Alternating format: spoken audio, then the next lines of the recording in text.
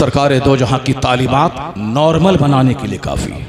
हुजूर का पैगाम सारा गुरूर तोड़ने के लिए काफ़ी है। हुजूर ने क्या कहा, ला यदखुलुल जन्ना मन कान फी क़ल्बिही मिस्क़ालु ज़र्रतिन मिन किब्र।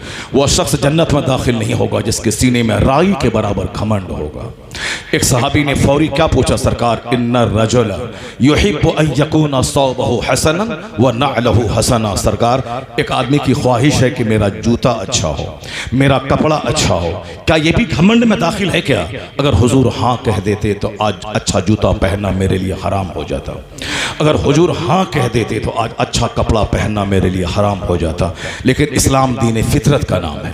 नबी मोहतरम क्या कहते हैं, लाला इन्नल्लाह जमीलुन युहिब्बुल जमाल। अल्लाह जमील है, खूबसूरती को पसंद फरमाता है। तो क्या मतलब घमंड है क्या? अच्छा खाना पीना घमंड नहीं, अच्छा कपड़ा पहना घमंड नहीं, अच्छा जूता पहनना घमंड नहीं। अगर अल्लाह ने दिया है, अपने गरीब रिश्तेदारों की खिदमत करते हुए अगर 2 लाख की राडो घड़ी आप पहने, ये घमंड नहीं। अगर अल्लाह ने दिया है नमाज पंजगाना की अदायगी और ज़कात पाई पाई निकालने के बाद, अपने गरीब भाइयों के इलाज कराने के लिए पैसा देने के बाद, मिस्किनों बेवाओं का ख्याल रखने के बाद अगर आपने 2 लाख रुपए का चश्मा पहना है तो फिर ये घमंड नहीं है, गुरूर नहीं है। अच्छा कपड़ा पहनना घमंड नहीं है, अच्छा जूता पहनना घमंड नहीं है। तो घमंड है क्या? वही जिसमें हम लोग आप लोग जी रहे हैं। हुजूर कहते हैं अल किब्र बतरुल हक व गमतुन नास, यानी घमंड ये है कि हक बात नहीं मानना और दूसरों को हकीर समझना, ये घमंड है। अगर बुलेट पे चलने वाला साइकिल पे चलने वाले को गीदड़ उल्लू समझे, ये घमंड है। वही बुलेट जहन्नम ले जाने के लिए काफी है। महल में रहने वाला अगर झोपड़ी में रहने वाले को अपने सामने हकीर समझे, वही महल उसे जहन्नम की आग में पहुंचाने के लिए काफी है। अगर राडो घड़ी पहनने वाला अगर 100 रुपए की वॉच पहनने वाले को कमजोर समझे, यही राडो उसको जहन्नम पहुंचाने के लिए काफी है। तो गुरूर ये का अच्छा पहनना घमंड नहीं है। घमंड है दूसरों को हकीर समझना, दूसरों को जलील समझना, और कोई हक बताए तो हक नहीं मानना।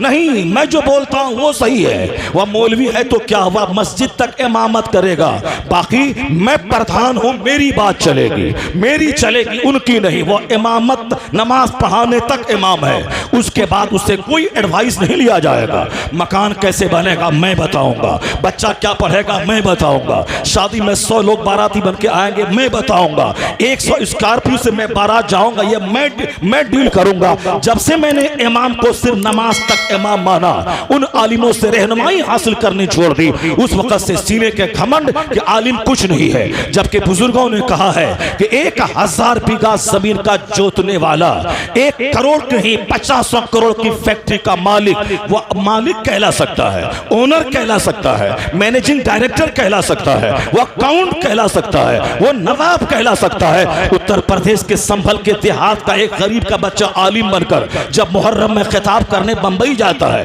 वहां का अरबपति अपने मकान में बिठाकर एयरपोर्ट से हाथ में सूटकेस उठाकर अपनी 50 करोड़ की कार पे बिठा के जब घर में लाता है, कहता मुझे बहस नहीं कि तेरे घर पे छप्पर पे घास है या नहीं, तुम्हारा बाप मजदूर है, मैंने तुझको जो सम्मान दिया है वह सम्मान के पीछे सिर्फ एक फिक्र मेरी काम कर रही है कि मैं अरबपति हूं, मैं बिजनेसमैन हूं, मैं कैपिटलिस्ट हूं, मैं धनवान हूं, मैं मालदार हूं, ये सब मैं हो सकता हूं, मगर नाइबे रसूल तो तू ही हो सकता है, नाइबे पैगंबर तो तू ही हो सकता है। मैंने जो तुझको सम्मान दिया है दौलत देखकर नहीं, मकान देखकर नहीं, सिर्फ यह देखकर कि तू नाइबे पैगंबर है, नबी की बात बोलने आया है, मेरे से बढ़कर तू काबिले एहतराम है। सुभान अल्लाह, नारे तकबीर, काबिले एहतराम है, काबिले एहतराम है। इस नुक्ते नजर से आप देखेंगे तो आलिम आपका रहबर नजर आएगा, आलिम आपका रहनुमा नजर आएगा। अगर 5000 रुपए तनख्वाह के हिसाब से आप सोचेंगे तब तो बेचारा और बेकस नजर आएगा। पॉजिटिवली आप सोचेंगे कि नाइब पैगंबर जो मनसब किसी दूसरे को ना मिले वो आलिम रब्बानी को मिले। और आया है किताबों में कि जो आलिम हाफिज बना और अपने से ज्यादा नेमत वाला दूसरों दूसरों को समझ लिया। ये इंजीनियर क्या कहना, मैं तो हाफिज हूँ, ये इंजीनियर है माशाअल्लाह, ये हमसे बड़ा है, ये डॉक्टर, एक बड़ाई का तसव्वुर दूसरा है। और इस नुक्ते नजर से कि मैं क्या हाफिज बन गया, ये तो साहब इंजीनियर और IAS ऑफिसर बन गए। हदीस किताब में आया है कि जो शख्स आलिम हाफिज बनने के बाद ये समझे कि दूसरों को बड़ी नेमत, मुझसे ज्यादा नेमत मिल गई है, उसने इल्मे दीन का अपमान किया, इल्मे दीन की तौहीन कर दी उसने। जबकि सबसे बड़ी चीज है कुरान का इल्म, सबसे बड़ी दौलत है हदीस का इल्म, उसके बावजूद ये समझ ले कि दूसरों को बड़ी नेमत दी गई, उसने इल्मे दीन की तौहीन की। और ना अहल को इल्म सिखाना ऐसा है जैसे खिंजीर की गर्दन में हीरे और जवाहिरात का हार डाल देना। अहल जिसको कुरान हदीस का इल्म मिला, पॉजिटिवली आप सोचेंगे तो दुनिया की सबसे बड़ी दौलत अल्लाह ने इसको अता फरमा दी। इस नुक्ते नजर से आप सोचेंगे तो आपको लगेगा कि घमंड और गुरूर ने मुझको तबाह बर्बाद करके रख दिया। गुरूर है हक बात मान लेना, मैं गलती पर हूं, मैं इंसान हूं, गलती कर सकता हूं, लेकिन जहां कोई हक बताए surrender to the will of Allah, इसी का नाम है मोमिन। यानी अपने आप को अल्लाह की मर्जी के सामने सरेंडर कर दे। वो कह दे कि मैं मान गया, आमन्ना, मैं ईमान लाया, मैं तस्दीक में करता हूं। मोमिन यही है जब उसको कोई रास्ता दिखलाए, नॉर्मल हो जाए, उनके रोंगटे खड़े हो जाए, वहां अड़ा रहना यही घमंड है। और घमंडी जन्नत में दाखिल नहीं होगा। हुजूर ने फरमाया, मुस्लिम शरीफ की हदीस में आया है, ला यदखुलुल जन्ना मन काना फी क़ल्बिही मिस्कालु ज़र्रतिन मिन किब्र, जर्रा बराबर किसी के सीने में घमंड रहा, वो जन्नत में दाखिल नहीं होगा। तो घमंड को मिटाने के लिए आलिमों की सोहबत जरूरी है, घमंड मिटाने के लिए कुरान की तिलावत जरूरी है, घमंड मिटाने के लिए वास इरशाद सुनना जरूरी है। बड़े बड़े जब फिसल जाते हैं तो हमारी और आपकी क्या औकात है। ग़ज़वा हुनैन के मौके पर, बस एक बात मेरी कंप्लीट हो जाए फिर मैं उस मैटर को टच करता हूँ, जरा गौर से सुनिएगा, क्योंकि एक घंटे में मैं तो उन्वान को मैं शुरू करता हूँ और एक घंटे की तमहीद हमारी होती है। अगर आपने मुझको बोला ही लिया है तो फिर 2, 2.5, 3 घंटे के लिए आपकी छुट्टी हो गई, आपको तो सुनना पड़ेगा। आप सुन लें, ऐसा नहीं कि 1 घंटे तक मैं कोई लतीफ़ा, कोई चुटकुला या कोई नुक्ता ठोक करके मैं जमा करके मैं चला जाऊँ। नहीं, एक बार भी नारा मत लगाओ, कोई कुछ मत बोलो, बस एक मेरी फिक्र है कि आपका दिल अगर उजला हो गया तो समझ लें कि मेरी सारी मेहनत, मेरा सारा पसीना बहाना वसूल हो गया। तो मैं इसीलिए मैं किसी नुक्ते का, किसी कहानी का, किसी काफिया बंदी का मैं सहारा नहीं लेता हूँ। मैं जब भी लेता हूँ एक इस्लामी फिक्र का सहारा लेता हूँ, कुरान पाक की आयतों का, अहादीस का मैं सहारा लेता हूँ, ताकि मोमिन, इससे बड़ा रिसोर्स क्या हो सकता है। Quran is the fountain of the knowledge and wisdom, Quran इल्म और हिकमत का सरचश्मा है, यहीं से सारे उलूम निकलते हैं। और मुस्तफ़ा से ज्यादा वजनी बात किसकी हो सकती है, मैं वहीं से मदद लेता हूँ, उसी का सहारा लेता हूँ। जरा गौर से सुन लीजिएगा, इस बात को मैं मुकम्मल कर दूं। यानी मोमिन को वाज फायदा देता है, मोमिन को वाज सुनते रहना चाहिए और जमीन पे बैठ के रहना चाहिए। अब चाहे आपके पास खरबों का मकान क्यों ना हो, कभी कभी जमीन पे बैठे, गरीबों के साथ बैठे। हुजूर ने कहा था कि आयशा, मालदारों के पास मत बैठा करना, उससे दिल सख्त होता है। गरीबों के पास बैठा करना आजिज़ी पैदा होती है, हिलबुर्दबारी पैदा होती है। जमीन पर बैठा करे। हजरत सुलेमान अलैहिस्सलाम रुए जमीन के बादशाह थे, उनका तख्त हवाओं पे बिछता था, सुबह कहीं शाम कहीं। हवाई जहाज 1903 में अमेरिका के 2 भाइयों ने पैदा किया, मगर 3000 साल पहले अल्लाह ने अपने पैगंबर जनाब सुलेमान को हवाई जहाज का इंतजाम कर दिया। वह तख्त हवाओं पे बिछता था और कई हजार किलोमीटर की रफ्तार से वह तख्त चलता था। सुबह बाबिल में तो दोपहर मुल्क शाम में, और शाम कहीं, सुबह कहीं, शाम कहीं। अल्लाह ने क्या कहा, वले सुलेमान रीहा खुतुफहा शहरुं व रवाहुहा शहर, हमने सुलेमान के लिए हवा को मुस्तखर कर दिया कि 1 महीने का सफर सुबह कर ले, 1 महीने का सफर शाम में कर ले। आज हवाई जहाज से होता क्या है, 1 महीने का सफर है। आप समझ लें कि बिहार की राजधानी पटना से दिल्ली 1.5 घंटे में आदमी सफर तय कर लेता है। 1 महीने का सफर सुबह, 1 महीने का सफर शाम में। अल्लाह ने क्या कहा, वले सुलेमान रीहा, हमने सुलेमान के लिए हवा को मुसख्खर कर दिया, 1 महीने का सफर सुबह कर ले, 1 महीने का सफर शाम कर ले। हवाई जहाज बना कब, 1903 में, यह 2022 है। 1903 में अमेरिका के 2 भाइयों ने इसकी इजाद की। मगर कुरान पाक पढ़ने वाला जानता है कि हवाओं को मुसख्खर करके हवाओं पे चलने वाली सवारी का तसव्वुर ये कुरान ने दिया है, जो रब करीम ने अपने पैगंबर के लिए 3000 साल पहले उसका इंतजाम फरमाया। हाँ, कुरान पाक तमाम उलूम व फनून का सरचश्मा है। मैं ये कहना चाहता हूँ सुलेमान अलैहिस्सलाम रुए ज़मीन के बादशाह, यानी पूरी धरती के बादशाह थे। वो बादशाह 4 ही हुए हैं जो पूरी दुनिया के बादशाह हुए। एक सुलेमान अलैहिस्सलाम है, और सिकंदर ज़ुल्करनैन है, और काफिरों में एक नमरूद है। ये बादशाह हो गए। सुलेमान अलैहिस्सलाम हवा पे चलते थे, हवा पे तख्त बिछता था, सुबह कहीं शाम कहीं। लेकिन इबादतगाह में जब बैठते थे, इबादतगाह में जब बैठते तो मिस्कीन के बदन से अपना बदन मिला लेते और कहते कि मिस्कीन मिस्कीन से मिल गया है। कहां रुए जमीन के बादशाह और कहां मिस्कीन के साथ बैठकर कहते मिस्कीन मिस्कीन से मिल गया है। या ये 2-4-10 बीघा जमीन पे घमंड करना, ये 2-4-10 लाख की कार पे घमंड करना, ये 2-4 करोड़ के बंगले पे घमंड करना। कहां रुए जमीन का बादशाह अपने आप को मिस्कीन कह रहा है। और सुलेमान अलैहिस्सलाम का भी जो सरदार है, जो आदम अलैहिस्सलाम से लेकर ईसा अलैहिस्सलाम तक सारे पैगंबरों रसूलों का इमाम है, इमामुल अंबिया वल मुरसलीन, जो कौनैन का मालिक व मुख्तार है, जो चाहते तो अरब का रेगिस्तान पत्थर सोना बन के आपके साथ चलता, वो मालिक अरब व अजम, मालिक दो जहां कहते हैं अल्लाहुम्मा अहयनी मिस्कीना व अमितनी मिस्कीना व शुरनी जुमरतल मसाकीन। इलाही मुझे मिस्कीन बना के जिंदा रख, मिस्कीनियत की हालत में मौत अता फरमा, मिस्कीनों के साथ मेरा हश्र फरमा। कौनैन का मालिक कहते हैं हालत मिस्कीनियत में मौत दे। रुए जमीन का बादशाह कहते हैं मिस्कीन मिस्कीन से मिल गया। ये तो 400 बीघा जमीन कोई जमीन है क्या? मकान कोई मकान है क्या? फैक्ट्री कोई फैक्ट्री है क्या?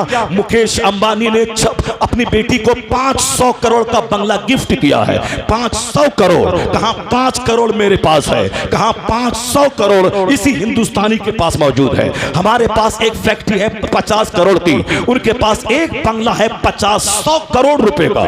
हमारे पास एक कार है 25 लाख की फॉर्च्यूनर, उनके पास है 100 करोड़ की कार। क्या दौलत का मुकाबला करना?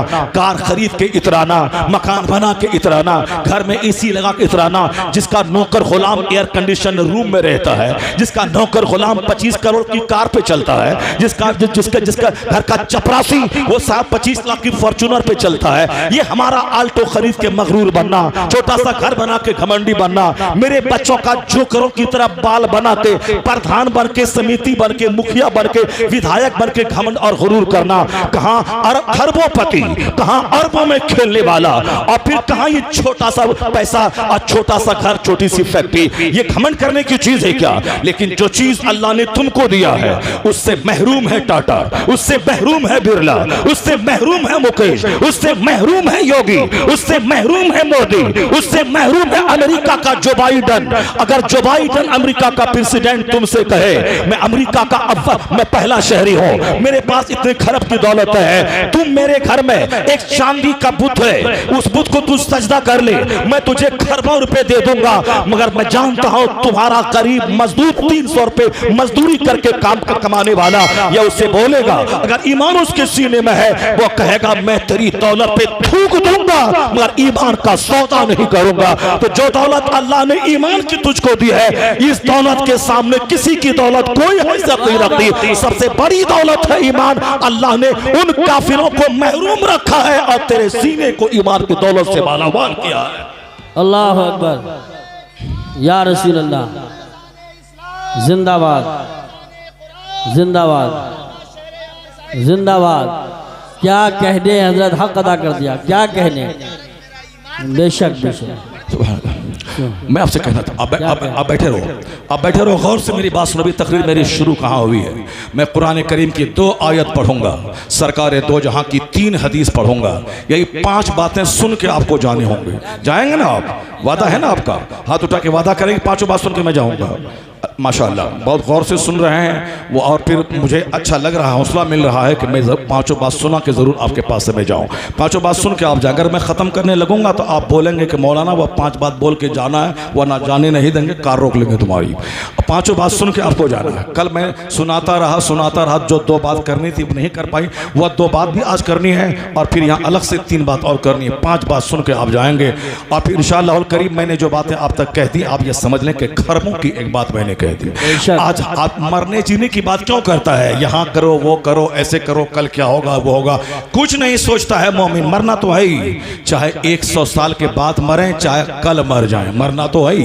कौन दुनिया में रहने आया है? 100 साल पहले जो हिंदुस्तान में था, एक बच्चा तलाश करे मिलेगा कोई? नहीं मिलेगा। ये भी फैक्ट है कि जो आज है 100 साल के बाद इसमें कोई नहीं रहेगा। तो 100 साल पहले भी इस्लाम था, 100 साल के बाद भी इस्लाम रहेगा। हम लोग नहीं रहेंगे, इस्लाम रहेगा। इसलिए क्यों टेंशन मोल लेता है? हम तो जर्रा बराबर भी नहीं मेरे दिल पे कोई बोझ होता कि कोई यादव जी आ जाए, कोई पंडित जी आ जाए, हमको उससे क्या मतलब है। ये हिंदुस्तान ही नहीं, मेरी नजर तो दुनिया पे है और दुनिया के खालिक पर है। हुकूमत देना रब का काम, हुकूमत छीनना रब का काम। मेरा काम इबादत करना है। मैं नमाज पढ़ूं, मैं रोजा रखूं, मैं हज करूं, मैं ज़कात दूं, सुन्नत पे अमल करूं, आलिम का एहतराम करूं, माँ बाप की खिदमत करूं। अगर कल मौत आ जाए तो फिर कब्र में सरकार की जियारत करके शाद काम हो जाऊं। बाकी हिंदुस्तान में हाकिम कौन बनेगा रब जाने, किसकी सल्तनत छीनेगी रब जाने। तो हुकूमत देना रब का काम, छीनना रब का काम। तो रब अपना काम करे, बंदा को अपना काम करना चाहिए। बंदा को ज्यादा सोचना नहीं चाहिए। जब 100 साल पहले जो था आज नहीं है, आज जो है 100 साल के बाद नहीं रहेगा, तो फिर क्यों टेंशन मोल लेने का ज्यादा।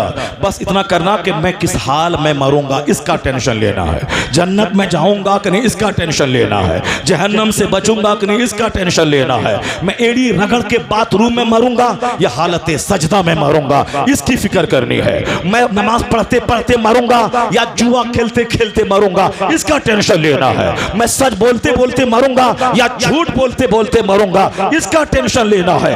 आज मौत सस्ती हो गई, हार्ट अटैक आम हो गया। कयामत की निशानी है लकवा की बीमारी आम होगी और कयामत की अलामत है फालिज का हमला और फिर सडन डेथ, अचानक मौत ये ज्यादा होगी। आज अचानक मौत ज्यादा हो रही है। अरे वो तो अभी 2 मिनट पहले मुझसे मिल के गया है, वो ऐसे मर गया। 1 मिनट पहले उससे मैंने सलाम कलाम किया है, मौत की खबर आ गई। अचानक डेथ, सडन डेथ, अटैक आया चल दिया, ब्रेन हेमरेज हुआ चल दिया, सांस रुकी चल दिया, फेफड़े में जंग लगा चल दिया, ऑक्सीजन घटी चल दिया, सडन डेथ। इसलिए तो हमारे उलमा कहते हैं जब मौत अचानक बढ़ गई है और किसी भी टाइम में तू मर सकता है, तो गुटखा जो मुंह में रख के 4 घंटे चबाता है, उसी हालत में अगर मौत आ गई तो कलमा पढ़ने के लिए तू थूकेगा कहां और कलमा कब पढ़ेगा? थूकने से पहले मौत आ गई तो क्या करेगा? कल अभी तो मैं सलाम करता अस्सलामु अलैकुम, वो बोलता ठहरिए, थूक फेंकता है तब कहता वालेकुम अस्सलाम। वहां तो मलकुल मौत 1 सेकंड की मोहलत नहीं देगा। अचानक मौत आएगी तो कलमा कैसे पढ़ेगा? इसीलिए गुटखा खाना छोड़ दे, हमेशा जबान पे अल्लाह का जिक्र जारी कर ले। हाथ रहे बाइक की हैंडल पे, जबान पे अल्लाह का जिक्र रहे। हाथ रहे हेल्प स्टीयरिंग पे, जबान पे अल्लाह का जिक्र रहे। नेकों की महफिल मेरा, जबान पे अल्लाह का जिक्र जारी कर। और जिस वक्त मौत आ गई, अगर आखिरी बोली कलमा हुआ और बच्चा जब बोलने लगे तो वहां हुजूर ने कहा उसको कलमा सिखा। पहली बोली कलमा, आखिरी बोली कलमा, तो फरिश्ते बीच की बातें मिटा देंगे, दोनों बातों को मिला देंगे, दखलल जन्नह, जन्नत में दाखिल हो जाए। सुभान अल्लाह, वाह वाह। जब मौत अचानक वाक़ हो रही है तो हर वक्त मरने के लिए तैयार रह। जबान को खाली रख गुटखों से, जबान को खाली रख सिगरेट से, जबान को खाली कर झूठ से, जबान को खाली कर चुगलखोरी और ग़ीबत के जुमलों से। न जाने ग़ीबत करते करते मौत आ जाए। हमेशा तैयार रह, मौत किसी भी टाइम में आ सकती है। मौत की फिक्र करनी चाहिए, ना कि और दूसरी सियासत की फिक्र करनी चाहिए। बाकी अल्लाह रब्बुल इज़्ज़त को मालूम है कि मेरा मजहब कैसे दुनिया में फैलेगा, मेरा पसंदीदा मजहब कैसे घर घर में दाखिल होगा, कैसे कहाँ जाएगा। ये टेंशन कभी नहीं लेने का, हुकूमत का टेंशन कभी नहीं लेने का, इंसान बन के रहने का, अपने देश हिंदुस्तान से प्यार करने का। बाकी जब मरना ही है तो अपने से मरेंगे तो अपनी मौत आ गई, कोई गर्दन काट देगा तो शहादत की मौत आ गई। वह मौत सबको मदीना में मौत आती है क्या? सब तवाफ़ काबा करते करते मरेगा क्या? सब गौसे पाक के रोज़े पे मरेगा क्या? सब गरीब नवाज के आस्थाने पे मरता है क्या? जो पापी हो, जो 10 साल 20 साल की नमाजें छोड़ा हो, जो गंदगी की कीचड़ में धंसा हो, वो मदीना में मरेगा? वो रोज़े रसूल के सामने मरेगा? नहीं मरेगा। मदीना में वही मरेगा जो आशिक रसूल होगा। तवाफ करते करते वही मरेगा जिसकी जिंदगी इबादत में गुजरी हो। तो शहादत सबको मिलेगी क्या? शहादत उसी को मिलेगी जो शहादत की तमन्ना दिल में करता होगा। 50 करोड़ गुनाह क्यों न रहे, गर्दन कटी, एक जंप में जन्नत पहुंच जाओ। शहादत सारी खताओं को मिटा देती है। डरता क्यों है? इंतजार कर उस दिन का कि कोई जालिम गर्दन काटे, ताकि जो काम 100 साल के सजदे से नहीं हो सकता है वह काम 1 मिनट की गर्दन कटने से हो जाए। नारे तकबीर, नारे रिसालत, नारे गौसियत। जिस दिन से तुम बुज़दिल हो गए उस दिन से तुमको मौत की याद डराने लगी। जब से बुज़दिल हो गए बच्चे की मोहब्बत डराने लगी। जब से बुज़दिल हो गए जहाद और शहादत का जज्बा छोड़ दिया, तब से सांप भी खड़खड़ाता है तो डर लगता है। अभी नहीं मरे, बच्चा छोटा है, अभी नहीं मरे, बच्ची छोटी है, शादी दिला के तब मरे, बेटा इंजीनियर बन जाए तब मरे, और घर मकान बना ले तब मरे। 4 बेटा है, चारों को 4 जगह मकान बना के दे दें तब मरे, 4 दुकान दे दें तब मरे। जो इतना दिल मकान में लटका के रखा है, दुकान में लटका के रखा है, बाल बच्चों में लटका के रखा है, मरना नहीं चाहता है, मरने से डर लगता है, तब ना उसको वो लोग डराता है कि मार देंगे, काट देंगे, भगा देंगे। और जो जिहाद के लिए तैयार रहे, शहादत के लिए तैयार रहे, तो फिर क्या होगा? ये जज्बे शहादत उनके हजारों हथियार पे गालिब आ जाएगा। सर पे कफन बांध तो ले, फिर कभी शिकवा न करेगा कि कल क्या होगा। यही बोलेगा हालात चाहे जो भी हो, बच गए तो गाजी, मर गए तो शहीद। मौत से जब तक तू डरेगा तो जो जिंदगी भर नापाक रहता है वह तुमको डराएगा। जो जिंदगी भर नापाक रहा, पाक रहने का सलीका नहीं है, वो आज पाकों को मिटाने की बात कर रहा है। कुछ नहीं होगा, मरना तो है ही, आज ही मौत आ जाए, अच्छी मौत आए, शहादत की मौत आए। जब डर से डरने लगोगे तो वो और खूब डराएगा। डरो मत। हुजूर ने कहा था वइज़ा अस्बहता फला तंतज़िरिल मसा, जब सुबह हो तो शाम का इंतजार मत करना। हुजूर ने कहा था वइज़ा अमसैता फला तंतज़िरी सबह, जब शाम करो सुबह का इंतजार मत करना। हुजूर ने कहा था वउद नफ्सका मिन अहलिल क़ुबूर, अपने आप को मुर्दों में शुमार कर ले कि जान ले कि तू मर गया। जब हम समझ लेंगे कि मैं मर गया, आज नामो नमूद और रियाकारी के लिए आदमी क्या नहीं करता है, सिर्फ दिखावा, इंटीरियर डेकोरेशन, आउटर डेकोरेशन, पोटी को मकान के फ्रंट की चेंजिंग, शादी ब्याह में फजूलियात का माहिर बनना, फिर पैसे फालतू बहाना, खाने का मुकाबला, गाड़ी का मुकाबला, कपड़े का मुकाबला, सामान का मुकाबला। ये नुमाइश नहीं तो क्या है, ये दिखावा नहीं तो क्या है। जब तू समझ लेगा कि मैं मर गया, इन खतरनाक गुनाह कबीरा से तो बच जाएगा। जब मुर्दों में शुमार कर लेगा, नामो नमूद की ख्वाहिश ना होगी, नामो नमूद की ख्वाहिश। एक बहुत बड़े अंग्रेज के स्कॉलर ने कहा था सिर्फ नामो नमूद और दिखावा ये दुनिया से अगर खत्म हो जाए तो दुनिया से जुल्म मिट जाएगा, दुनिया सुकून की जन्नत में तब्दील हो जाएगी।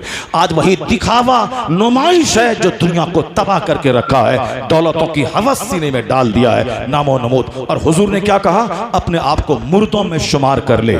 सुबह करो तो शाम का इंतजार मत करना, शाम करो तो सुबह का इंतजार मत करना। हुजूर ने कहा था अपने आप को मुर्दों में शुमार कर ले। और दूसरी हदीस में क्या कहा था? मूतु क़ब्ल अन तमूतु, मरने से पहले ही मर जाओ, यानी मौत आने से पहले ख्वाहिशात को मार ले, अपने नफ्स को मार ले, अपने गुस्से को मार ले, अपने घमंड को मार ले, नामो नमूद की ख्वाहिश को मार ले।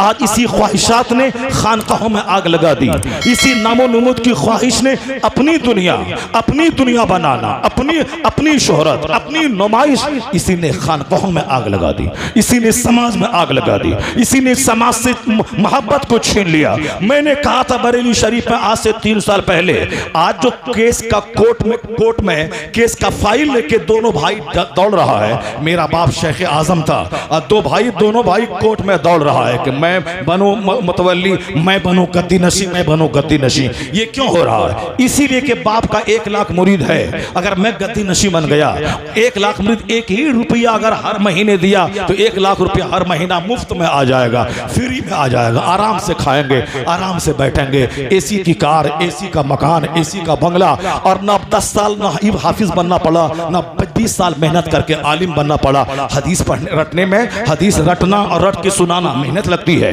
कुरान रटना, रट के मेहराब में सुनाना मेहनत लगती है। ऐसा नहीं कि जो हमने रट लिया हम सुना दिए, नहीं, सुनाने के लिए बहुत प्रैक्टिस और मशक की जरूरत पड़ती है। वो हाफिज जी पूरा कुरान याद कर लिए हैं, उनको बोलिए कि आज साहब ईशा की नमाज में आप सूरह मुल्क पढ़िए, नहीं पढ़ पाएगा, चूंकि सूरह मुल्क तरतील से सुनाने के लिए मशक चाहिए। वो तो हदर में याद कर लिया है, वो तरावी सुना देगा एक लहजे में, लेकिन तरतील से नहीं पढ़ पाएगा। सुनाने के लिए मशक चाहिए, याद करना फिर सुनाना, कुरान याद करना फिर मेहराब में खड़ा होकर सुनाना, इसके लिए प्रैक्टिस की जरूरत है। मेहनत होती है। आलिम मेहनत करे, हाफिज मेहनत करे। अब मेरा बाप पीर था, मैं उनका गद्दी नशी बन गया। ना हाफिज, ना आलिम, ना तकरीर, ना खिताब, ना वाज, ना नसीहत, ना हदीस, ना कुरान, कुछ नहीं, बस हाथ उठा दिया और 1 लाख रुपए जेब में लिया, चल दिया आराम से। Air condition car, air condition महल, मकान। अब वहां तो लड़ाई करेगा ही। डीएम बनने के लिए 18 घंटे पढ़ना पड़ता है, और ये एसी के घर में कार में रहने के लिए इतना ही करना कि केस लड़ना है। अब कोर्ट का जजमेंट मिल गया कि तुम बड़ा लड़का है, तू गद्दी नशी बनेगा। अब फिर तो हो गया वारे नियारे। हजारों डीएम क्या कमाएगा जो पीर साहब कमाएगा, साहब कोई मंत्री क्या कमाएगा जो पीर साहब कमाएगा। मैंने कहा खानकाहों में इसीलिए आग लगी है, वहां माल चाहिए। अगर गद्दी नशी जो पीर इंतकाल किया, वह पीर ये शर्त रख दे कि मेरा सज्जादा नशी वो होगा जो रोजाना 200 रकअत नमाज़े नफल पढ़ेगा। मेरा गद्दी नशी वो होगा जो हर महीने में 10 रोजे नफल के रखेगा। मेरा गद्दी नशी वो होगा जो हर 3 दिन में एक खत्म कुरान करेगा। मेरा गद्दी नशी वो होगा जो फजर से लेके इशास तक में 1000 दुरूद शरीफ पढ़ेगा। मेरा गद्दी नशी वो होगा जो असर से मगरिब के बीच में 3000 दुरूद पढ़ेगा। मेरा गद्दी नशी वो होगा जो ईशा की नमाज के बाद सूरह मुल्क, सूरह दुखान, सूरह मुज़म्मिल और सूरह यासीन पढ़ने के बाद 1000 बार दुरूद पढ़ते पढ़ते सो जाएगा। फिर तहज्जुद के टाइम में उठेगा और फिर तहज्जुद पढ़ने के बाद 1000 बार इस्तिग़फ़ार करेगा। मैं कहता हूं कि आज जो जंग है कोर्ट कचहरी में कि मैं गद्दी बनूंगा, गद्दी नशी बनूंगा, अगर यह शर्त पीर साहब रख दे तो सारा बेटा दूसरों पे थोपेगा कि तुम ही गद्दी नशी बन जाओ, तुम ही गद्दी नशी बन जाओ। तो फिर गद्दी नशीनी की जंग नहीं होगी, वह गद्दी नशीनी थोपने की जंग हो जाएगी। तुम ले लो तो तुम ले लो, तुम ले लो तो तुम ले लो।